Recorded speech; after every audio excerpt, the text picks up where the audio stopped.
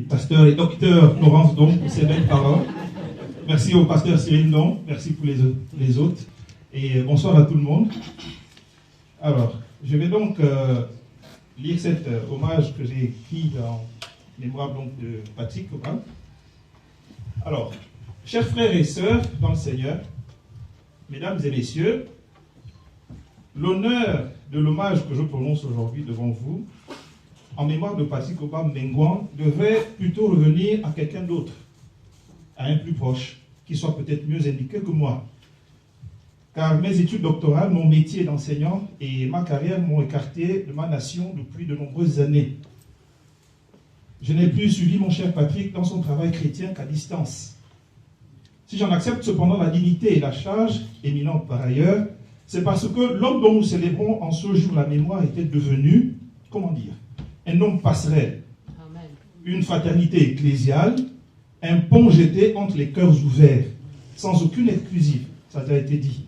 Lui qui semblait avoir exclu tout sectarisme et tout rejet de l'autre, dans la simplicité qui le caractérisait et l'ouverture d'esprit, qualité devenue à ce qui me semble de plus en plus discrète. Que cela se passe dans le monde non chrétien, quoi de plus normal?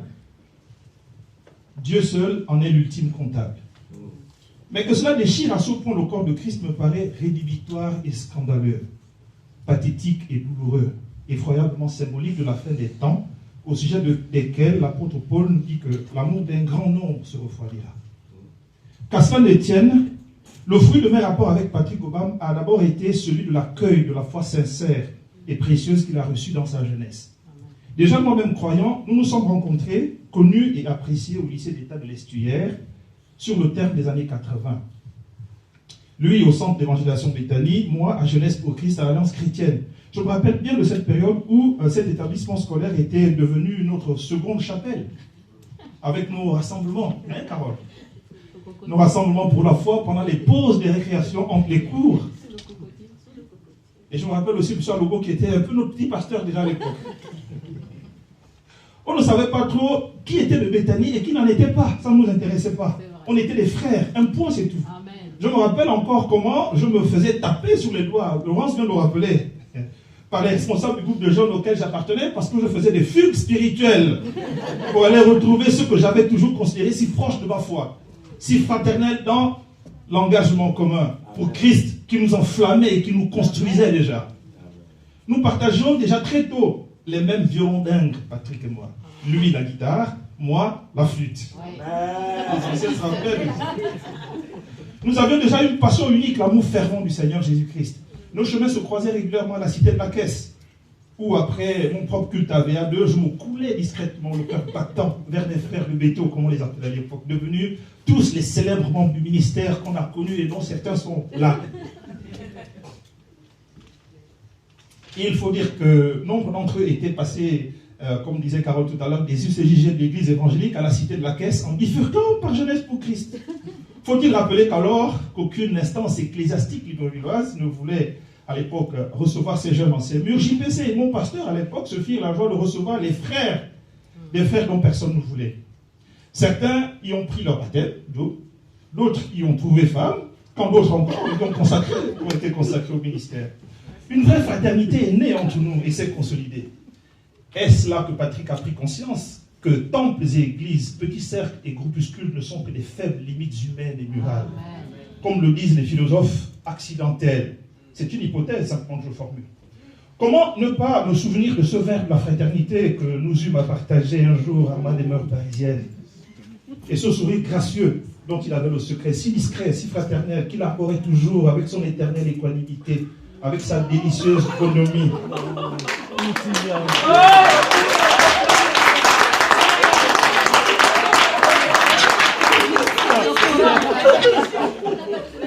Assurément l'une des distinctions qui témoigne de la noblesse d'âme du disparu. La dernière fois que j'ai été reçu en son assemblée à Libreville, dès qu'il m'a aperçu avec le révérend Gaspard Aubian, il a bousculé le protocole pour m'offrir la place d'honneur sur le culte finissant. Ils m'ont aimablement offert de prononcer sur la chaire pastorale un mot de salutation à l'Assemblée des Saints. Patrick Cobham savait reconnaître les siens. En quoi j'affirme ici que la vie de cet homme reste un enseignement polymorphe pour nombre d'entre nous. Pour évoquer la mémoire de l'illustre disparu, j'aurais pu me limiter, comme en d'autres circonstances où j'ai été invité à prononcer un mot d'esprit pour saluer la mémoire d'un ami disparu, me contenter d'un texte bref, d'une ode, par exemple, comme le poète que je suis en prononce quelquefois. En ce jour mémoriel, en ces temps solennels de recueillement de réflexion, c'est de Monsieur Obama qu'il s'agit. Le Saint-Livre recommande de révérer de tels hommes. C'est donc de l'honneur d'un homme de Dieu dont il est question aujourd'hui. De quelqu'un qui a voué son existence entière à vivre pour le Dieu trois fois saint, à le servir avec un zèle cru et achevé, notre Seigneur et notre Dieu Jésus-Christ de Nazareth. En quoi l'oral de l'évocation croisera-t-il volontiers dans mon propos la stupéfaction d'une prose encore surprise par l'étonnement cinglant de la nouvelle qui nous a tous frappés, voilà un mois déjà, comme un terrible coup de semonce, comme le feu de la foudre à l'annonce subite de sa disparition. Avant que d'évoquer la mémoire immédiate de l'homme, je comprends mieux, ayant atteint l'âge où l'existence ne précède plus forcément l'essence, pour reprendre les mots de Sartre, et plus précisément, comme le dit l'Ecclésiaste, que l'homme sage se rend dans la maison du deuil pour réfléchir à l'aspect métaphysique de notre existence si fragile, si déroutante. Et Paul, le grand apôtre, parvient à régler cette question lorsqu'il nous assure qu'il est de loin, insiste-t-il, le meilleur de s'en aller vers le Seigneur. Si l'existence sur cette terre devrait perdurer, nous dit l'apôtre Paul, ce devrait être pour une seule raison qui va à l'éternité. Porter davantage de fruits à la gloire de notre Dieu. Patrick Obama Mengouan est né le 23 avril 1968 à Port-Gentil au Gabon, d'Evelyne Nangué et de Jean-Pierre Mengouan. Il a fait ses études primaires à Makokou, dans l'est du pays, où il obtient son entrée en 6e dès la classe de CM1. Élève surdoué, il vient à Libreville, où il est directement admis en classe de 5e au lycée d'État de l'Estuaire. C'est assez peu courant pour le distinguer, pour le souligner de 3 traits rouges, car c'est peu banal au Gabon de sauter ainsi les classes quand on sait ce qu'il en est du système scolaire. Il obtient brillamment son baccalauréat série C, dans une classe où, je m'en souviens parce que je les apercevais, il n'était que 9 élèves. C'est vous dire, quel brio pour Patrick. J'ai pour ma part toujours admiré secrètement ceux qui ont une appétence structurelle pour l'abstraction. C'est soutenu ça. Il y a des gens ici qui ont fait la série C, hein. Ils comprennent de quoi je parle. Et moi, ces gens-là, et c'était le cas de Patrick, la série C ne renvoie-t-elle pas aussi à l'étude des entités fractales de l'intelligence?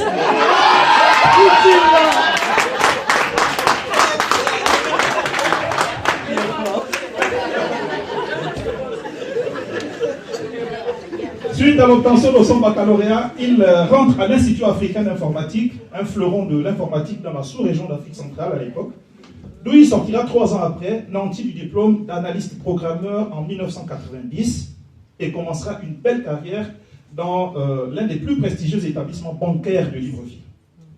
C'est un garçon brillant qui gravit très rapidement les échelons de sa boîte. Un bonheur ne venant jamais seul, comme on dit, il convole rapidement en juste noces avec Michel Carole et Koum Méviane, avec laquelle il finira par avoir une belle progéniture de 6 rejetons, 3 filles et 3 garçons.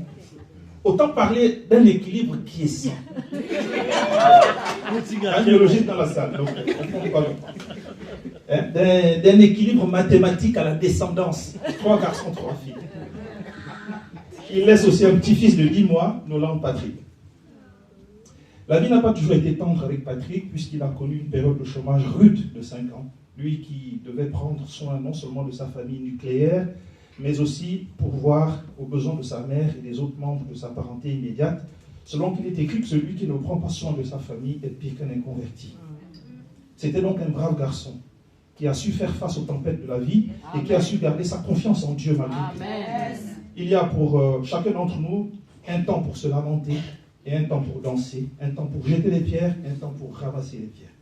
Après cette saison difficile, il est promu à l'Agence nationale des bourses du Gabon, ANBG, en mai 2014, où il a servi en qualité de directeur des systèmes informatiques jusqu'au 11 décembre 2016 dernier, date de son départ pour la patrie céleste, l'éternité et la gloire. Le roi David dit que le zèle de la maison de Dieu le dévore, le consume littéralement. Paul reprend cette idée en indiquant que l'ardeur, la fougue, l'embrasement de la bonne nouvelle, c'est-à-dire la passion et le feu de l'évangile, sont chaussures à nos pieds. C'est cette même flamme pour le Christ qui a conduit Patrick très jeune avec d'autres à faire partie des acteurs du réveil évangélique et charismatique de 1987 qui a secoué le Gabon. Une période somptueuse et féconde pour ceux qui affectionnent les choses de l'esprit. L'évangile pénétrait littéralement toutes les sphères de la société gabonaise. Plusieurs se tournaient au Seigneur.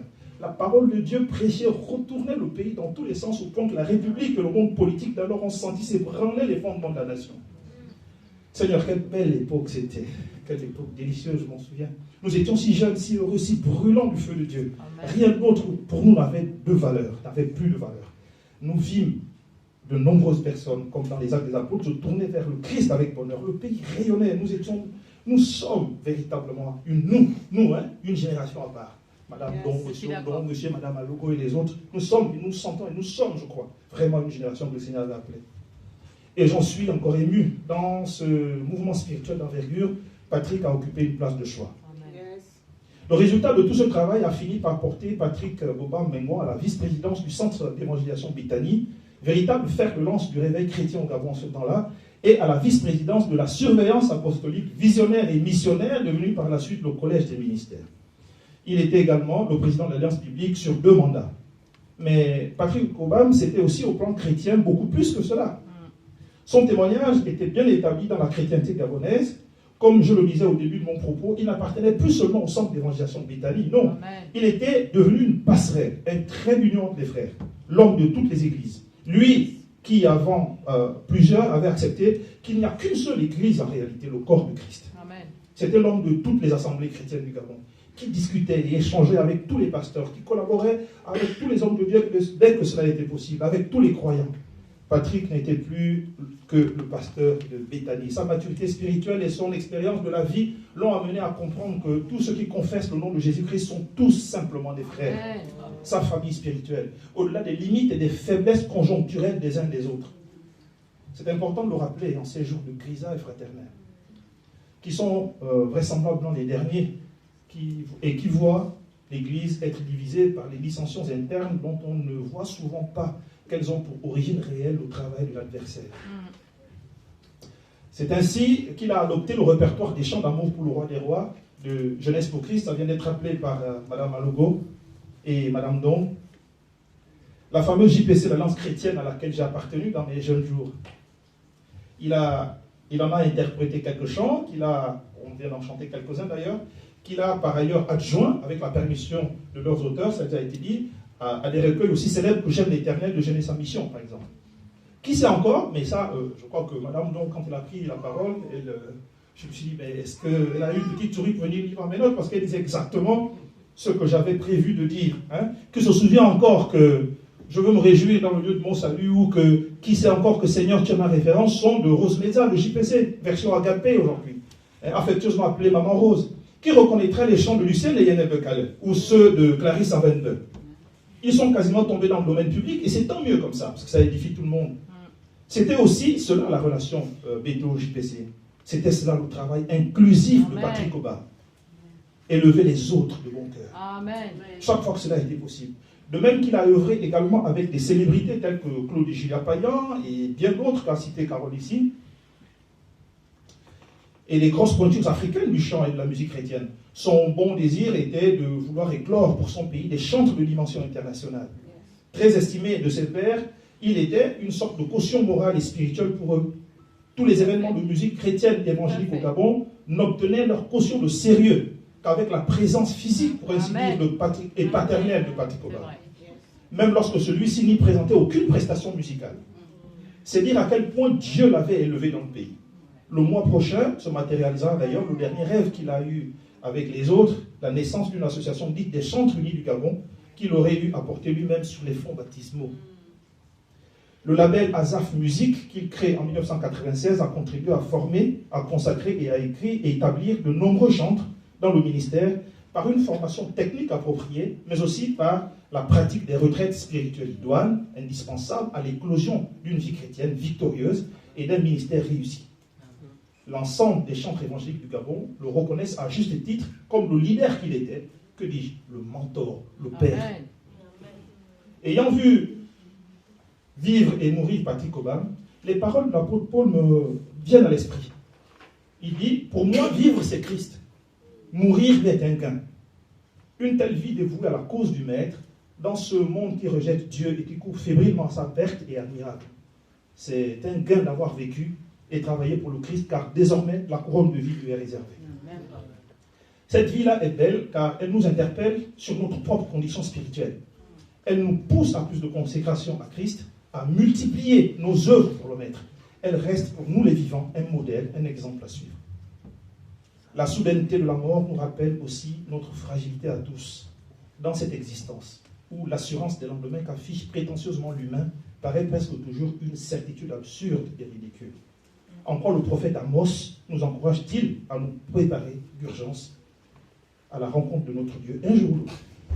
Et puisqu'il est réservé aux hommes de mourir une seule fois, après quoi vient le jugement, dit le Saint-Esprit, je terminerai mon propos par cette parole de Salomon. Heureux ceux qui ne sont pas encore nés, mais je proclame encore plus heureux ceux qui sont déjà morts.